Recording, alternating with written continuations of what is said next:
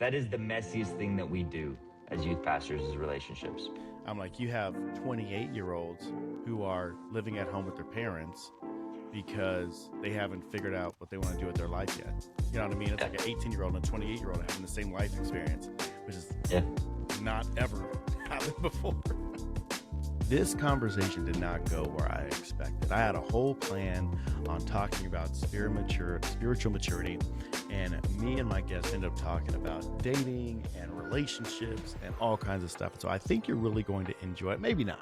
Maybe you might be like, I don't want to hear this because I like my relationship. I don't want anything messing it up. But let me tell you, if you want wisdom in your relationship, if you want godly wisdom that's going to help you go the distance in your relationship and have a marriage that is strong, then I would say listen to this interview that I had with Tyler Creener. It was incredible. So we're going to get into that right now.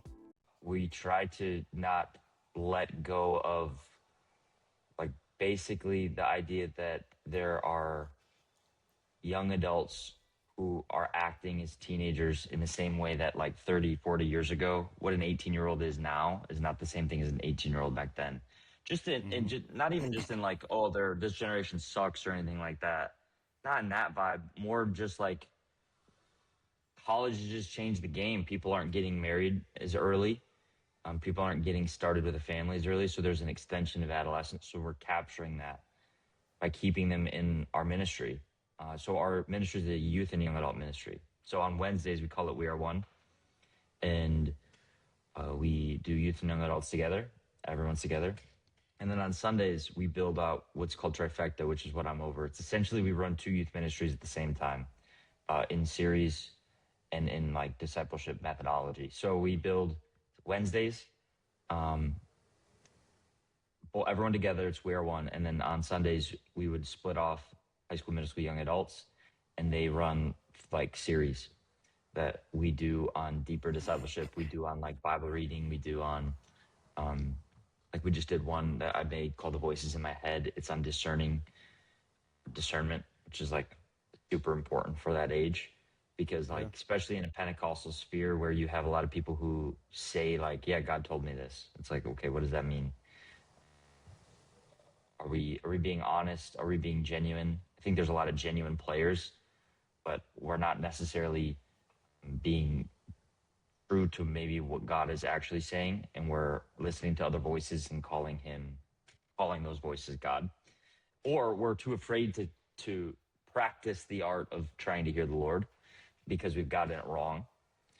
Or we've been told by leadership that that's wrong. And so what we do is we kind of just shut ourselves off and we try and clean up the house a little bit too much where it's not livable.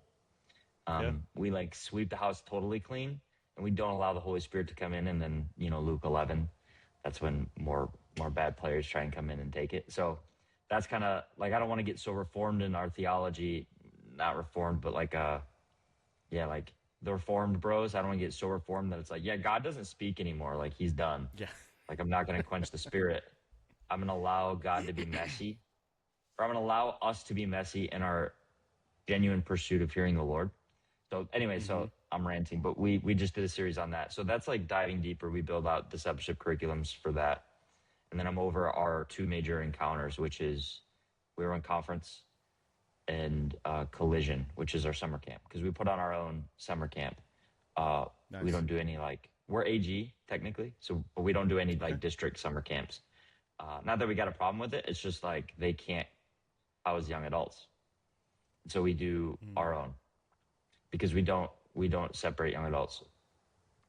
It's really complicated doing that. So we used to do, and I think it was a pretty common format. It was called 1221. I don't know if you remember that. But how old are you? Sounds familiar. I'm 32. Okay, that's what I figured. I figured you're about that age.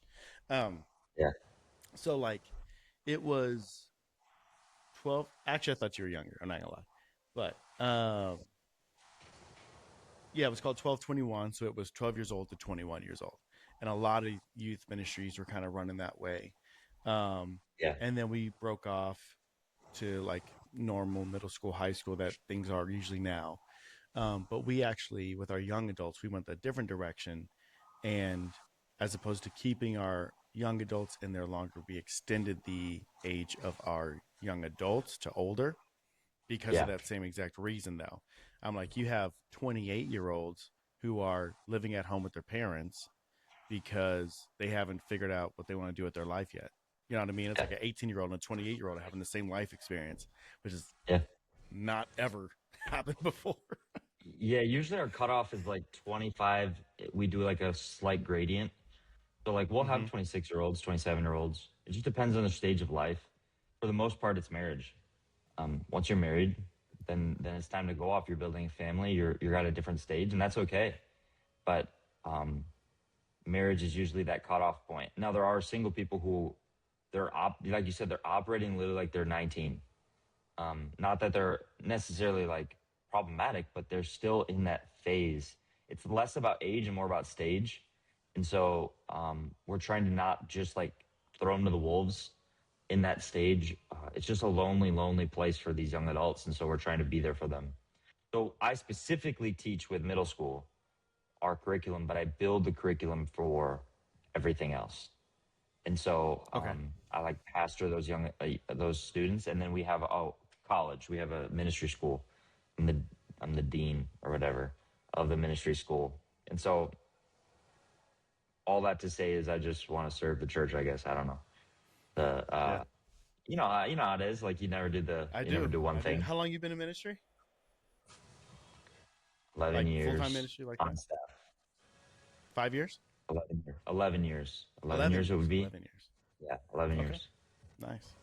Nice. Yeah, man, it's been great. Um, dude, nothing like it.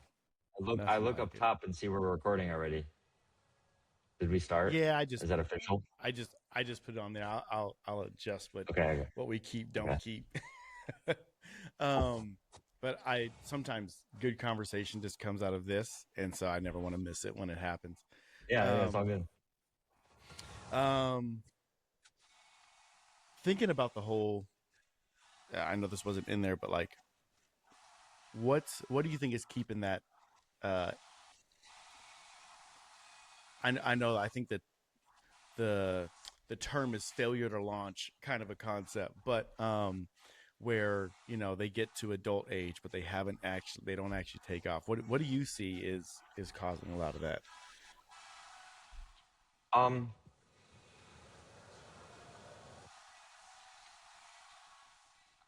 I mean, I didn't get married till I was 29. I was like a month from 30. Partially, like it's hard because we're calling people to a higher standard, and so their standards of who they should be marrying is lower, and so they're like there is a little bit of like the immaturity phase. So there's them just like the are you being an adult? Um, there's some of that definitely baked into the uh, in the in the level of their maturity, I'm sure. But there's also a lot of it that's just um, we kind of like, hey, we call you to a higher standard, so the standards by which you're going to be choosing a spouse is going to be different. And we're not trying to be like picky for you or nitpicky for you, but also like at the same time, tell me one instance in the Bible where someone's like, oh, I felt God tell me that this is my wife, and you have this like spiritual encounter with someone who's supposed to be your spouse. Like that just doesn't happen in the Bible. Not to say that it can't happen, it's just not really modeled that well. The people who had these like like these huge emotional experiences about the person they were supposed to marry were people who married wrong or at least had bad relationships. You look at Samson, you look at Jacob and Rachel and Leah, and you can say what you want. You know, he worked for 7 years. Rachel sucked, dude. Rachel was not nice. She was terrible.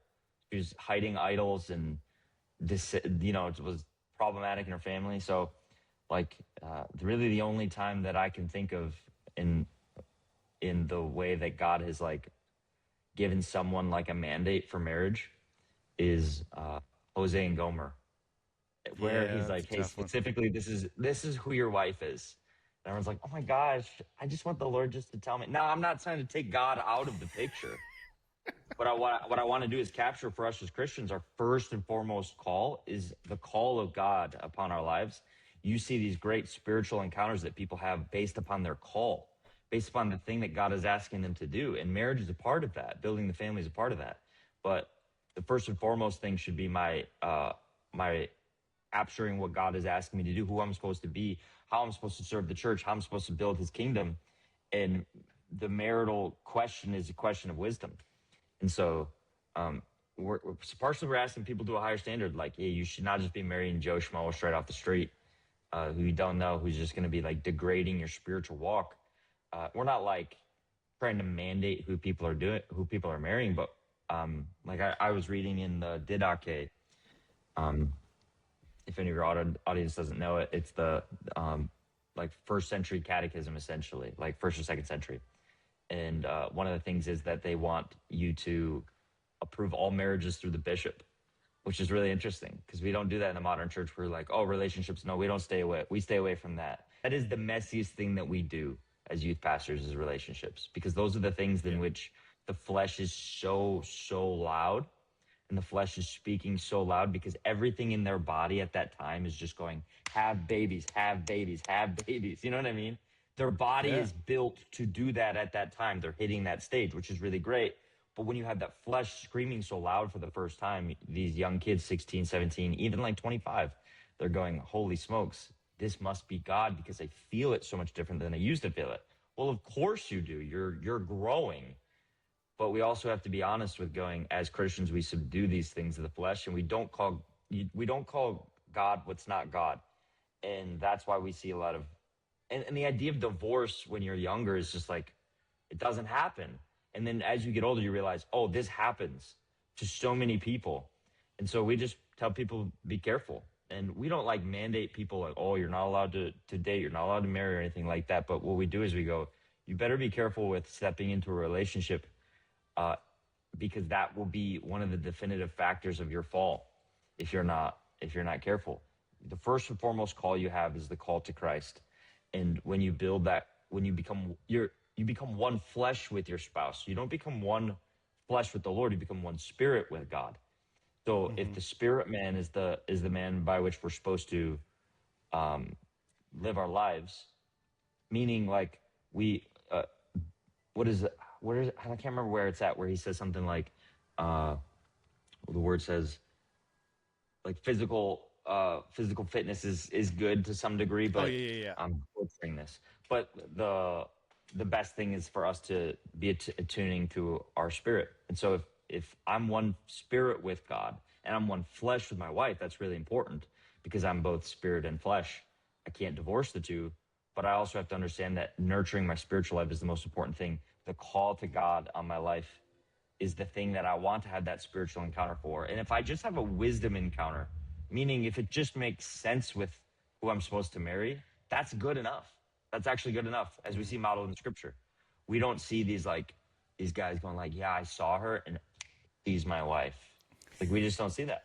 Not to say it can't happen, but to say that if Yeah. it does happen, I have to go, is this wise still? This is a Mm-hmm. wisdom thing. And so that was my rant. I think that that's partially what extends this adolescence thing. People are getting married later, and I think part of the reason they're getting married later is because marriage isn't valued as much in Mm-hmm. society. So people are quicker to divorce. So we're more careful entering into marital situations because people are quicker to divorce. While back in the day, they didn't have divorce as easily and like baked into society and in culture as much. And Yeah. so if you got married, you just stuck it out, which is great because that's what you're supposed to do. But nowadays, because divorce is so prevalent, even in the church, sadly, um, we just are cautious. There's my Yeah. rant. Now, hearing you say that though, when you become one flesh with your wife or your husband, and then you join spirit with the Lord. It makes me think of when Jesus. I realize context is different, but he says to Peter, he says, "Your spirit is willing, but your flesh is weak." And so, like when you come in union with God, okay, you have the right desires, but if you join your flesh to someone who is weak, then now you have a Totally. desire to do the right thing, but your flesh, literally another person, is calling you into something else that is going to be a conflict with your spirit. That's a crazy thought. Yeah, yeah. The failures of your flesh are now the failures of your wife's flesh, and you're not just battling your flesh anymore. this sounds Mm-hmm. weird because it sounds like I'm against my wife, but I'm not. But I'm one flesh with her. I'm not one spirit with her. So that means that her fleshly tendencies are now mine, are now Mm-hmm. baked into my flesh, and I need to be careful of that. I need to understand the level. If she's letting her flesh lead her, I'm letting her flesh lead me, because we're Yeah. one. So Yeah. yeah, you got to be careful, dude. Like, you have to know the problems of the flesh that will arise in those marital situations or in dating situations. And so, yeah, and the dating game has changed so much for people too. Texting and stuff like that has taken out any sort of like discernment, because you're spending so much time with someone. You don't have time to think. You don't have Mm-hmm. time to like to actually like process what God is doing. You don't have time to miss people. Like, I miss the idea of missing someone. So when I That's started dating my wild. I wife, have not thought about that. like, yeah, like, you spend like every waking second with someone. They're baked into every aspect of your life. You now, like, you can't like get away from them. You can't miss them, and so you can't even know if you do miss them. So what I did, uh, is when I started dating my wife, I was 29 years old, and we went on one date, and I didn't talk to her for a couple weeks. I didn't text her, I didn't call her. That's tough, especially when you have it available. You know, like, I want to call her. I was really into her. I really liked her. I want to Did she talk know to her. why you weren't? Did she know why? Yeah, I set up the rules. I said, listen, Oh, okay. I want, when I leave, I want to be yearning. You know what I mean? I want to be like, man, I want to spend time with her. But if, like, I'm spending every waking second with you, I don't actually have time to discern whether or not God is doing something. It's like, it's like if we're scrolling on Reels trying to read our Bible, we're scrolling on TikTok, it's gonna be really hard to actually like sit and listen. Gone is the day of simplicity and silence for us, and solitude for us to just like clear our head. We're filling our head with so much information. We don't have time to think or actually process anything. We're not AI, and that's a good thing. Which means that we need to process these emotions that we feel beyond just like the information we're getting through texts. And so, yeah, so Yeah. I just said we're not going to text and call. We did, I think we called once because there was some sort of uh like she was helping out at the church, and then we got talking a little bit, but then I was like, "Hey, I'm not going to like make this a big thing." Um and so I wasn't making it like a phone call. It's like, "Hey, how you doing? Like, how's your day going?" And that's great. That's great at a stage. That's great at a level. And I'm not saying it's sinful. This isn't a question of sin. This is a question of like, what do I want to how do I want to walk in wisdom? If we make everything, well, it's technically not sin. It's like, yeah, cool, dude. That's great. Congrats, you're doing the bare minimum. You're not trying to be more like Jesus or just even act smart. Read Yeah. all of Proverbs, and it's just about acting wise. And so the wise thing, in my opinion, for young adults, what I always talk to them about, or our college students, I was like, dude, just go on a date and chill. Like, actually, like, take a chill pill. Don't text them. Don't call them every 5 seconds. There's going to be this huge temptation to, but like, you want to miss them. You want to be excited to be with them, because you get married and then you can't get them out of, you can't give them away. Like, you're stuck with them, which is great. That's amazing. But like, I remember those moments missing my wife before she was my wife, obviously. Like, Yeah. where I was like, Yeah. man, I want to hang out with her so bad right now. That's beautiful, dude. Why? It But we've is. It lost is. that. Completely lost that, because now they can just have instant access to the person they don't even know if they like, 24/7. And so, yeah, That is. I'm a I've Luddite. I'm not. somewhat of a Luddite. I'm not fully, like, I'm not saying we need to get rid of all technology and stuff like that. Let's be Amish. Let's go. But I think that, it's like, I want us to be humans, and Yeah. humans in relationship. And if this thing is building a relationship predicated on just the amount of communication I can have, and not predicated upon what God is actually speaking, or what is smart, um, then yeah, then not, I'm not doing it right. I don't think Christians should Well, be stupid. I I think too. Just what like we have become very reflexive in our everything. Everything's reflexive. Everything is reactive. Everything is like, I have this, now I have to be like this. And we don't stop and think and go, okay, how do I build this out to something that is going to be healthy? Right. So I don't hear you saying, everybody needs to date the way I just dated. What I hear you saying is we need to have a little bit more purpose, a little bit more direction, a little more. How am I going to actually create something that lasts? Um, and we've brought things into our lives that have hindered that. Yeah. So let's be aware of what those things are. And even down to like, the bishop needs to be the one who's okay. Maybe you don't go to the elders of your church and be like, hey, but maybe you need to have leaders, your parents, whoever it is that are in your life in these relationships going, hey, what do you think about this relationship? What do you think Yeah. about how we're doing this relationship? Does it look healthy to you? Do we look like a good fit to you? We feel like a good fit, but do you think we're a good fit? Because I like how it feels. Yeah. And bringing some, I mean, like, do I want to go back to the days of, matchmakers? Maybe. Maybe. No, I there get it. could Yeah. there Yeah. so um yeah, I think it's a great conversation just around that topic um of I do marriage, think of like dating, there of is lives. something to I don't want to like sound controversial, but like submitting your will, especially okay, like I'll get kids to be like, yeah, God told me like this is the one. And be like, okay, how often have you been practicing the Lord's voice? Like, have you been practicing prophecy? And have you felt things? Have you had dreams and visions for people in your life? To be like, no. Okay. Like, when's the last time you like heard the Lord speak? Uh, yeah, okay. So you tell me this. The second that chick walks by with that body, now all of a sudden you hear the word of the Lord and it's The Lord's downloaded. loud. The Like, Lord's loud yeah, right yeah, now. okay. Let's just think smart here. You I'm not saying she can't be it. I'm just saying it's really, really powerful to submit one's will and to just say like, hey, I don't know. But I just don't see like pragmatically that happening a lot in young relationships. What they usually like to do is usually like to go like, they'll do is and this doesn't make me sound super cynical, but I'm not. I'm talking even about myself. I would like present like my relationship and be like, hey, to my spiritual authority, just be like, hey, here's where I'm at. I really like them, and then I'll like start listing all like the really good things because I want them to say yes instead of just being fully open and honest.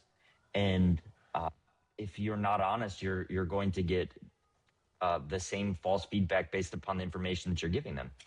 And so Yeah. they'll try to like spin it so that it works instead of just going, I submit my will. And I know that God will move and I know he wants what's best for me. And if you have genuine godly spiritual authority who cares so much about your future, then they will say the hard truth and just say, hey man, like this is not right. They're not Christians. They're not following Jesus. And they're not even at the same pace as you. Not to say that it can't be, but here's some of the warning signs. And we got to be honest with that. I have a lot of youth pastors who are just like petrified to say those things because they're like, well, I don't want to get involved in relationships because the parents are going to get. It's like that's what we're doing. Yeah. That's what we do as youth pastors. And we get flack for it, of course, because what we're doing is we're telling people submit your flesh to the Lord and just say, God, if this doesn't work, then I know that you will have a path for me forward, and it might not be in my time frame. It might not be the way that I see it, but I would rather be patient and understanding that than just like plow through with my will and co-opt it by slapping God told me sticker on it. And while at the same time, don't becoming so clean in our theology where again we do what you do, what you were saying, where it's just like, yeah, I'm just gonna let my leaders decide who I'm gonna marry and they're gonna arrange it for me. I'm going to try and discern the will of the Lord, and then I'm going to take that discernment of the will of the Lord and I'm going to submit it and ask Mm-hmm. to my leaders, am I hearing this correctly? Or do I have some of the voices of the flesh, the voice of the enemy, my friends at school? Do I have them speaking to me? And am I calling that God? And if we're just willing to get in a little bit of the mess and push and pull in that, I think we'll get a better result. And that's not to say every language of a spiritual authority needs to be just like, no, yes. The way that I always like show it is like I went to have you ever been in the Grand Canyon? Mm-hmm. Super cool. I've I loved it. So I was at the Grand Canyon, and there's like these like ledges where you could just like fall off and die with like no railings. It's crazy, which makes sense because there's like 400 miles of ledge, so it's not like they could put a railing on the whole thing. But like the way we were getting close to the edge, and the way I would talk to my wife, like 20 feet from the edge versus 2 feet from the edge is different. You know, if she's at the edge, I'm not going to be like, yeah, let's have a nuanced conversation about how, you know, close you are to the edge. I'm going to be like, stop, Yeah. you know, move back. My verbiage is going to get shorter and more direct because I understand the danger that you're about to step into. Versus like if we're farther back, we can have a more nuanced conversation about what direction you might be going. So I think what happens is like people will be like, yeah, I've basically been secretly dating this person. We've been texting, we've been calling, staying on the phone on FaceTime all night long. You know what I mean? You've been doing all this stuff, and then I'm going to bring it to my spiritual authority 6 months later. Okay, well, you did not include me in 20 feet from the ledge. You're including me in, you're already knees deep in this, dog. Not to say that that's not to say you're committing some sort of like grave sin, but like it's clear that you have a direction and that uh it'd be best that you include me in on when we're talking back here. Because now all of a sudden, if I see that you're entering into sinful behaviors, if your trajectory is like they're not a Christian, I'm going to speak very frankly because you're close to the edge. I'm gonna say stop. Yeah. Don't. And you're gonna be mad. You're gonna be like, oh, spiritual authorities just so no, I'm you're close, dude. Like this is dangerous. You're entering into sin, and I'm not gonna be like chill about that. But if we were to have a conversation about, like, I just had a conversation with a young adult. He goes, "Hey, I'd love to ask this girl out." I was like, "Dude, do it. That's great. Just be careful, you know. Just be careful. Look at this. Here's some things we can look at. After we prayed, amen. You know what I mean? Yeah. But like all of a sudden, if he's like, yeah, dude, you know, we've been like touching and doing things we shouldn't. We've been doing all these like, it's like, well, of course my language is going to get shorter and more direct. So I think that as spiritual authorities, we need to be careful to not just be like, yeah, I don't like that person. And, you know, not allow them for them to journey with the Lord and work out intention, hearing God's voice. 100% they should be doing that. That's what we should be doing. We shouldn't be just training them to only listen to our voice, but to use our voice as a proxy by which they can learn to listen to God. And, but that means though, when they do get close to the edge and they think they're about to walk and make it and not fall, I am there to go stop. Right. Don't keep walking forward. So I don't even think this was the topic we said we were going to hit, but we're hitting relationships. It's a great conversation. How long did you and your wife date before you got married? 2 years. 2 years. Yeah, it was like 2 years. Yeah, I think after a year you should probably know. Yeah. So was it like a year you knew, and then you were like waiting for the like when you were going to get married, or? Yeah, we got engaged, and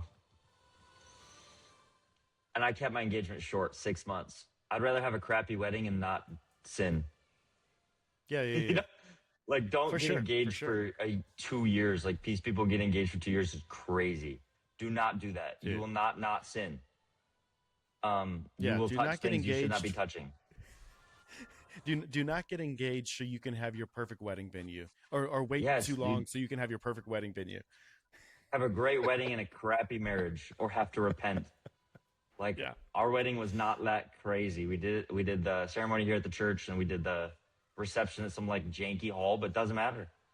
Like, but anyway, so yeah, it was great. It was a phenomenal wedding. It was beautiful, but kept it short. I think it was like I can't remember.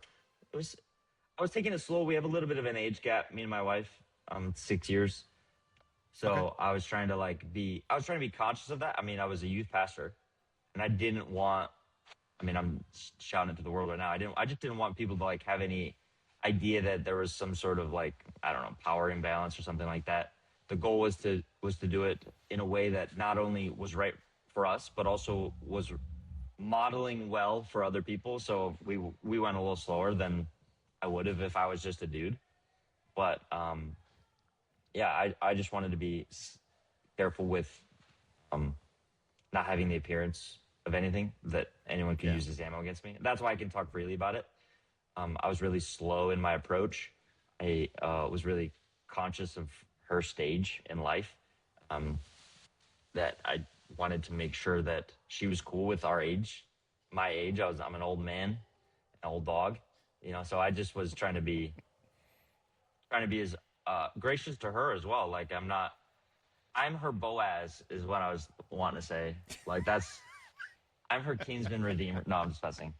But yeah, but I also, I just want to be honest with her. Like, hey, I'm almost 30 years old. Like I'm rip roaring ready to go. Like Yeah. I'm not no, like, let's just figure it out stage. Like if I figure it out, we're going to get going. But I Right. knew she wasn't. It's not to say she didn't want to get married, but I just knew she's younger. So I just trying to give her a little Different bit of time. phase. Yeah. Okay. So that's your situation. What's your thoughts on like dating time, engage time, in general? Let's say they're kind of in they're the same level spiritually. They're good for each other. Um, what would you say is like too Yeah. short? I mean, this is just opinions, but Yeah. I think the telos of dating is the most important thing you need to ask. What's the purpose of it? And I know, like, it's like every message that us as like preachers preach to young people be like, you have to ask yourself, what's the purpose of dating? But like, it exactly. genuinely is the question. It genuinely is the question. Like, I had a guy who he's never been on a date, and he's like, man, I just need to like, essentially, I'm not trying to throw him under the bus if he ever watches this, but essentially, I need to go on a date to like, because I don't know how to date. I'm like, that's like saying you don't know how to go to practice when the purpose of practice is the game. Like, that's like saying, yeah, I got to practice to practice. It's like, yeah, you Yeah. like, fine. If you don't, the purpose of going on those dates is to discern the will of God. If you're texting for like, for every hour, like for months before the date, congrats, you've already dated. Like, about them. You going to It's true. It's Applebee's true. will not change what you know or don't know about them. It will be now you're just your dating phase. I would say, so that's my beef with that. I would say though, with what you said, can you repeat your question again? I want to Yeah, it was answer that just more like directly. length of time. When do you start going? That's too Oh yeah, long, yeah. or even like that's too short. Oh yeah. Sorry. Tell us of dating. So like, I don't have necessarily a problem with like I don't have a problem in principle with a high schooler dating, but I always just like start backwards. And I really do this with the guys. The girls are a little different because the guy, obviously, I believe, like, I'm a complementarian. So I believe, I'm not a hard complementarian, soft complementarian. I believe that women can be totally used in the church, stuff like that. But when it comes to just the spiritual authority of a man in the relationship, you're the one who's going to be held accountable. So I'm going to talk to the guy. I'm going to go, when would you like to get married? And then they're like, their eyes like start fritzing. Like, what do you mean? When do I want to get married? Well, because we got to work backwards. Because the longer you date, the more susceptible you are to getting comfortable with a person's body. And you Okay. don't want to do that. You don't want to touch things that aren't yours. Those are not yours. And Yeah. they're not and so the longer you date, the more you're susceptible to doing that. It doesn't necessarily mean that you're guaranteed to do that, but you're playing with fire. And that fire is sin, specifically sexual immorality, which you want to be careful of. So let's look forward. If you're 16, I'm going to ask the question, when would you like to get married? And most people are like, well, I want to go to college. So 22. Like, okay, so you're going to date for 6 years. 6 years. 6 years, you're going Yeah. to not touch something? It probably not, dog. Probably not. Yeah. You're going to get really comfortable in like 2 months. 2 months. You're going to get comfortable enough to start like cuddling and, hold hands, all that stuff. Let's just be honest. Uh, Yeah. 6 years. So I think it's less even like a stage in my life and more just like, are you able to enter into this for a period of time without sinning? Yeah. And I don't really know if we have that. I haven't heard many conversations about that through youth pastors, but that's kind of the way that I approach it. Okay, you want to get married at 22. Now, again, that age can change because there's the how and there's the who. The how is like how you do it, and the who. You can do the how perfectly. You could like take them out. You can discern the will of the Lord, and the who just doesn't work out, and that's totally fine. Hmm. You can do the who right somewhat and do the how so bad. Um, so God does have grace for people who have entered into amazing marital relationships, stumbling through, and having problems. But what do you want to do? You want to start off the thing with sin? Oh yeah. That's just not good. And so God has Yeah. grace, absolutely, but we're we're also very hard up on don't sin, don't sin. And the number one thing that you're going to be fighting as a young person is the desires of the flesh in sexual sin, because Yeah. your body's going make babies, make babies. So yeah, so I just work backwards. So it just depends. It honestly depends. If someone's like, yeah, honestly, I don't want to go to college, I want to just start my family. Okay, so you want to get married at like 20? Okay. So if you're 17, there you go. You can date for a Yeah. few years, 3 years. Then let's, it's good. If they're spiritually and like if they're spiritually sound, so that's fine. You Yeah. can. I think dating for 3 years is probably okay. But be careful. Let's build accountability for you. Let's do all that stuff. Let's have communication. And I believe in accountability a lot. I believe in confession more, meaning that Mm-hmm. it's my job to be the one to bring my sins to people. And what I've realized with a lot of like modern church fears is they use accountability. Like, yeah, I was like living in sin with my girlfriend, but my accountability just didn't call me out. It's Yeah. like, what the heck, dog? That's not on them. That's on you. You're not going to get Yeah. to heaven and be like, yeah, God, honestly, Lord, you haven't set up a good enough accountability circle for me. And that's why I was sinning. It's like, no, you're the one who's standing alone before God, being judged for the sins that you committed. That's called confession. Confession is a much more powerful thing than accountability. Accountability is Yeah. great, but if I'm not confessing to my accountability, it's only just a group of guys that I'm postulating to and Oh yeah. pretending to be good. And so I'd rather be good than look good. And so Well, I've yeah, had people. no, go ahead, No, go I was ahead. just saying I've had people. I've had Right. people that I was their accountability person, and I was asking the questions. I was checking in, and they were just straight lying. So I'm like, what's the point? Totally. What's Yeah, the yeah, point? yeah. Yeah. My accountability didn't keep me accountable. No, you weren't confessing. That's it. So, um, that's my rant. That's my rant and rave. I No, love it's I love when people are doing it. It's just sin mitigation. It's and sin mitigation and hearing the Lord. Like, are you have to be honest with your flesh. Like, I'm not going to put myself in a situation if you're an alcoholic, like going into a bar. So then, why would I put my situation as like as a young person, your hormones are at the peak level, just like stepping into the most like barrier free relationship with no one around and me not conscious of my flesh's desire to build the flesh and mm-hmm. build it in sexual morality. So that's kind of the way we do. It's when do you want to get married? When would you be okay? Obviously it's a range. We don't know for sure, but as a guy, like I'd like to be married at this time, so I'm going to start dating at this time. I'm going to start opening Yeah. myself up. Um because like of course you could be interested in people, of course you can like people. There's nothing wrong with that. Like that's great. You can test out so much just by knowing them, by praying. I was praying about people when I wasn't even dating them. Like, God, is this someone who I should be with? Is this someone I should pursue? Is this traits that I like?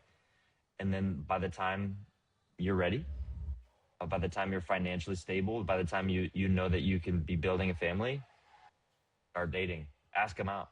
So Yeah. that's my thing. I think too, one of the things that we look at, people don't look at that they're going to be building their life with someone, right? Yeah, yeah, And so a lot of times when they talk to me, it's um this person, they don't follow Jesus, but they're okay that I follow Jesus. And it's this person, they and it's like, you don't understand that you're going to have children together. And you're going to be saying something that is completely different than what this other person is saying. And now your kids are yeah, going to have to decide, do I believe mom or dad? Do I and going, but if we're on the right track, if we're going on the same yeah. track, well now we're able to build, and so I think that a lot of times they aren't going into their relationship going, are do we think the same on enough of the things that when we start talking to our kids, that's what I always think about when we start talking to our kids, because you can have disagreements, just the two of you, all you want, but once you bring your kids into it, and I don't even this may be me being shallow. I don't even see how people get married and have different political views. I'm like, 100%. because you're going to tell your kids one thing and they're going to tell them another, and what do we? Mhm. So Yeah, there's a gradation to liberty. Like there's a gradation to um, freedom is a beautiful thing, but it's not the end goal. It's a tool. And so, like, if I'm allowing my flesh, that's what I'm doing. That's my one flesh. So the flesh that speaks to me is also her. Now her flesh speaks to me. That is an influence. It's a direct influence. It's like I can't separate that. So yeah, if I have a fundamental ideology that propels me towards certain political beliefs, or like I have these axioms of belief that propel us towards, I don't know, and I'm binding myself in flesh with them, that's a lot. That's a lot to take on. And yeah, we get this like moral relativistic framework even in the church of like, yeah, well, that's what they believe. This is what I believe. And I believe that there is obviously some leeway, but like leeway on the things that don't matter. Like, right, do I like uh Asian food or not? You know, like sure, like you can have that, but you have to be able to build with someone something that's going to last. And Jesus himself said, a house divided against itself will not stand. yeah, And any crack that you have in the division of your unity will be that it will turn into a gorge in years to come. yeah, And yeah, again, I'm not like marital counseling. I've only been married for 3 years, so it's not like, but I've seen marriages, and yes, I'm mostly even talking to dating relationships. Like, even if you just don't know the telos or the purpose of dating, of course you're going to go into it with a skewed perspective, and that will lead to a skewed marriage. Dating is the practice for the game of marriage.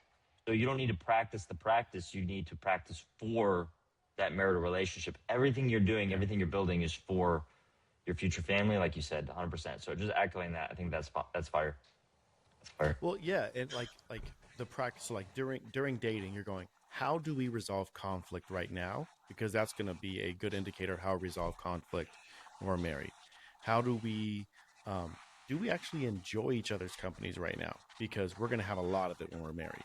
Do we, you know what I mean? And it's like, it is the practice. It is the How long did you practice how of long did you date before you were married?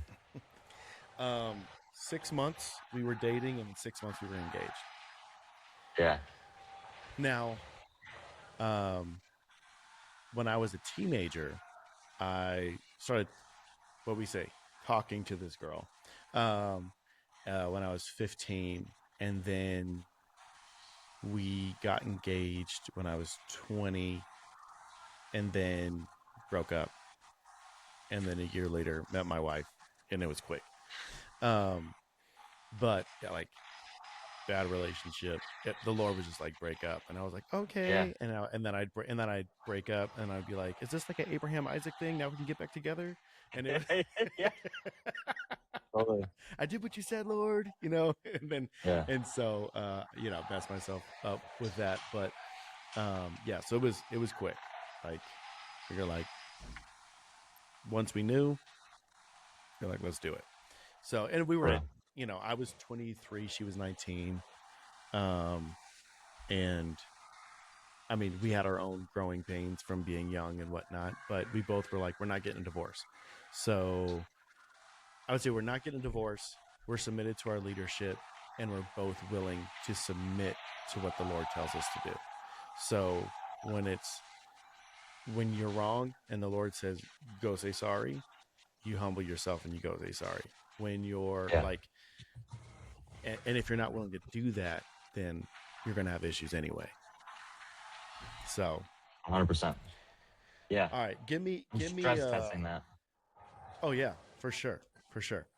Um, I love the direction this conversation took. I'm very happy Crazy. with it. So, why don't you Crazy. give me like somebody's thinking about dating a certain person, and they're trying to decide, should I not? What's the advice you give to this young person? The first thing you should do is have a conversation with God and say, God, fully submit my will. And that means that like this can totally go the way that my flesh does not want to go. And be very upfront with God before everything. You have to do this with him first before you do this with like before you start even receiving thoughts from leadership. If you have a heart disposition to not do that, you'll be like the rich young ruler who will walk away sad from God asking something that seems like too much to you. And so if you can do that, like pry those little fingers open and just say, God, I'm genuinely willing to do whatever it is. I'm submitting my will. I'm submitting my will to you. And so then once you do this, you obviously assess where they're at in wisdom. Most of the marital or relationship assessment is obviously the Spirit of the Lord speaking. If you have feelings, if you saw them in the parking lot when you're thinking about them, and all of a sudden you're like, oh, that's a sign that I'm supposed to be with them. I'm not saying that those things can't be influential or you can't even use those in some way, but store those away in the back of your mind that add the cherry on top of wisdom. Make wisdom your discernment. For the guys, I would say turn off your emotions, and the girls too. Song of Solomon, which you shouldn't read yet. I'm just messing. Young kid. That's for married people only. No, but they say, daughters of Jerusalem, don't let your heart. I'm Don't butchering this. awaken My love brain before its today. time, right? Is that You the one got you're it. referring to? That is Yeah, fully don't it. awaken love Yeah, before that its I was time. butchering. Yeah. Don't want to make love before it's time. Yeah. So like turn off those things those butterflies. That's fine to have them. It's so beautiful. But like if you just like let them all loose, like you'll never actually enjoy them. There's that pragmatic sense. So just like start letting the air out of the balloon slightly. Don't let it all out at once. And when you go into that initial phase, God, I'm fully open. If you can have a genuine conversation with the Lord, then that means you can have genuine conversation with your spiritual authority who could be asking you questions, probing, and giving you direction on wisdom. And if they're great spiritual authority, what they'll do is the farther you are from the ledge, the more liberty they'll give you. And the closer you get to sin, the closer you get to damaging your spiritual walk, your spiritual authority should be having more powerful words for you, more concise phraseology. So more than likely, if you're starting off with that first phase, you'll be like, they'll probably be like, hey, let's feel it out. They'll be very flowy, and that's not to be confusing, but that's to help you understand that God, we don't know all the information yet. So it's just information collecting. It's just wisdom, wisdom, wisdom. Am I doing something right? Am I doing something wrong? And then have some non-negotiables. Meaning like obviously like set boundaries, do that type of thing, but you're going to the person that you have as your spiritual authority and you're honest. It's so simple, but it's the worst. Be so honest with them. Be honest with them with what you're thinking about with that person. Be honest with them with lust struggles with that person. Be honest with them with like even you haven't touched anything, but you're thinking about doing it. You're plotting and you're planning how to get around the boundaries that you yourself set up. Like, how do I do this? I set up this boundary, but how do I live according to the letter of the law, not the spirit of the law, so that I can get away with doing something that I want to do, that my flesh desires, instead of doing the thing that God intends to do. And if you can go into that with that, like, God, your will be done, genuinely, actually genuinely, if that person all of a sudden is like, hey, I'm not really interested in this relationship, you won't be like kicking and screaming and causing a ruckus in the church. You won't be causing disunity when they leave. You won't be like making it like a living nightmare for that person to not be in a relationship with you and just be a toxic person, because you're going, I have God's will then. He's just revealed something to me, and that's okay. Everything I'm saying is super easy in principle to understand. I get how hard it is to actually apply. Yeah. But I honestly feel like that's the first step. Most people don't submit their will to the Lord when they're entering into a relationship. If they do that, everything else will fall into place so much smoother. But they just don't do that. And I don't know if I did it when I was younger as a young Christian. I was always just trying to take God and just cram him into my will. And it never works. It never works. It doesn't. And so he just is like, I'm not moving. He's immovable. And so I want to move God's heart for sure, but for his will, not for mine. And if I Yeah. ask it according to his will, he will give it to me. So I'm not going to be just like trying to slap God's label on something that really I'm just trying to peddle. And so, yeah, that's the first step. Everything else beyond that, we can talk like, no, let's get granular, but everything else beyond that comes down to, that's the main problem that I see. People just aren't submitting themselves to God. They'll do it. They'll postulate at the altar and be like, God, I submit my will. And then they'll walk away and they'll be like, how do I make this work? And Mm-hmm. there is a time to do that. There is a time when it's wise, when there, when you know that the pathway forward is righteousness and it's not sin, then yeah, move forward. But Yeah. yeah, that's my rant. There's a piece there. There's a piece there. Like, I know. it can hurt, but there's that piece of like, I submitted my will to God, and therefore what happens next, if I'm keeping to submitting my will, is the Lord's will. Versus Yeah. like, I inserted my will, well, now I don't know which one it was. Yeah, I think Thomas A. Kempis says something like, blessed is the person who's under authority, for they will have peace. And you're like, what the heck? I read that and be like, that is the antithesis of modern culture today. The idea is Yeah. freedom comes from not being under authority. Freedom comes from like Frozen, breaking off chains and being my true self. It's like, that's not freedom. Freedom comes from being under authority so that I can actually not have to worry about things and I can just live my life and Yeah. enjoy myself, enjoy where I'm at. But if I'm constantly worrying about like how I need to plot and scheme and just fit everyone else into my will, of course there's going to be anxiety and tension and a conscious stricken life. And I had so much anxiety growing up because that's what I was doing. And I always Yeah. thought like I'm just this person who's predisposed to anxiety instead of just being like, no, I'm just trying to push God into my will instead of just like actually be okay with not being a prideful son of a gun and giving him mine and submitting to his. And you know what? I have way more peace. Had so much more peace in my life. So totally, I'm on board. That's awesome. Well, I took more than 45 minutes, so I'll let you get We back rant to and what you raving, gotta dude. do. We Let's do. go. And I love the direction this conversation went, and I appreciate you taking time with me and to Totally. do this. So